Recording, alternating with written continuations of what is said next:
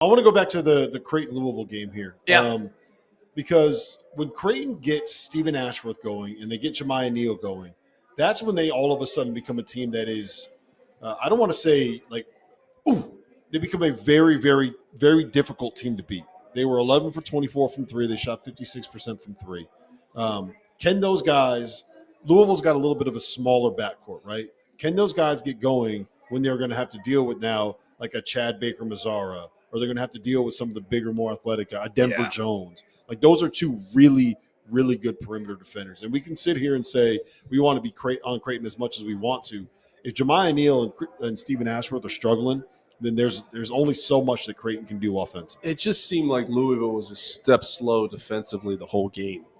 And they wanted to double-team Kalkbrenner, and every single time that they did, they were making the right plays out of the doubles to get three-point shots.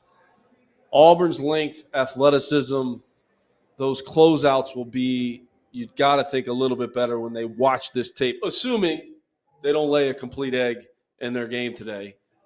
You got to think that they're going to say, okay, look, we have Janai Broome. The only reason to double team is to keep him out of foul trouble. And if we do double team, then our rotations out of the double teams to take away 3-point shots has to be on point. Yep. Can they do that? Can Auburn do that? I mean, they have the athleticism to do it. There's no question about it. No doubt. Can Broome stay out of foul trouble? I think that's a big can, too, guarding that guy up front. Calc is not going to get in foul trouble. Another thing, too, today, and we talked about it before the game even tipped off. How many 2-point jump shots, which is what Creighton wants you to do, how many 2-point jump shots did Louisville miss in the game? I mean, they missed 100 twos, it seemed like. That's what Creighton wants you to do. That's what they're going to make Auburn do. They're going to make them take long 2-point jump shots. And if you fall into the bait of taking them, you can lose, just like Louisville did. And again, I think the advantage they're going to have in that game is controlling the glass. I mean, as good as Janai Broome is, and he can go out there and drop 25-15. But who's going to be the secondary? Who's going to be the tertiary rebounder that offers consistency for Auburn against Kalkbrenner? Just a really good rebounding team that Creighton is. So if they win the battle of the boards, I think they're going to have a leg up in that game. Again, I can't wait to see what that line opens at BetMGM. If it is anywhere close to Ken Palm, and it's 11.5 all day long. Give me the Fighting Warren Buffetts from Omaha. The Fighting Warren Buffetts from Omaha, huh? Yeah. That's what we're going with? Trash can. Hey, by the way, that's 3 offensive rebounds on this possession for Purdue. The last thing I'll say about that is I do think that there is kind of a schematic thing that works for Creighton in that matchup because, one, the way that they go over every screen, right? And they really emphasize going over every screen, especially the ball screens, because all they want you to do is to, if it's a DHO, they want you to curl off of it. If it's a ball screen, they want you to have to drive to the basket or to snake it just to kind of get you going to the rim. They'll run you off the 3-point line. And I think that plays well against an Auburn team, but a lot of what they do is ball screens, right? A lot of what they do is ball screens. They're going to don't settle for twos. And the other part of it is the amount of the offense that Creighton runs, the amount of off-ball stuff that you're seeing, the amount of the way that they kind of engage the weak side defenders. That's a big shot. That's a big shot from Braden Smith. That was not good. Oh, the sweat is very much on here, boys. Yeah. But this guy looks determined. He looks determined.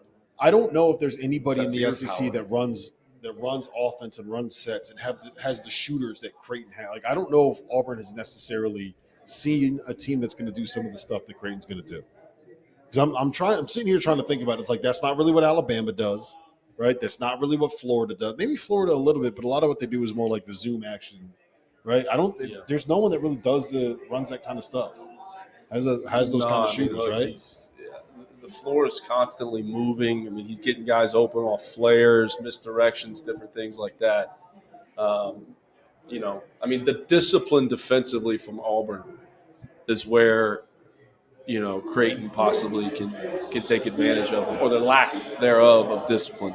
We talked about it. Maybe we talked about it with Brooks, where he said when you're playing Purdue, it's almost like you can't really scout it. You just got to stick to your principles and go out and play, right? And I feel like that's what Auburn's going to have to do against Creighton, right? Yeah. And again, you're going to take Creighton plus 11.5, correct? Yeah. What number is too low? 8.5? 7.5? I'd probably go down to 8.5. Yeah. I'd probably go down to 8.5, around there. If it's double digits when it opens, and hopefully we can grab it here as soon as that game is done.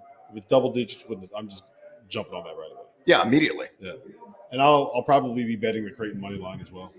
Oh, look at you, dirty dog. So I'm betting all the underdogs here. Well, and again, Auburn's shown Until some maybe cracks I run in out of some money here down the home stretch too. I mean, right. Entering the NCAA tournament over last month, they're 84 at EFG defense. It's not bad, but ain't what they were earlier this season either, McCall.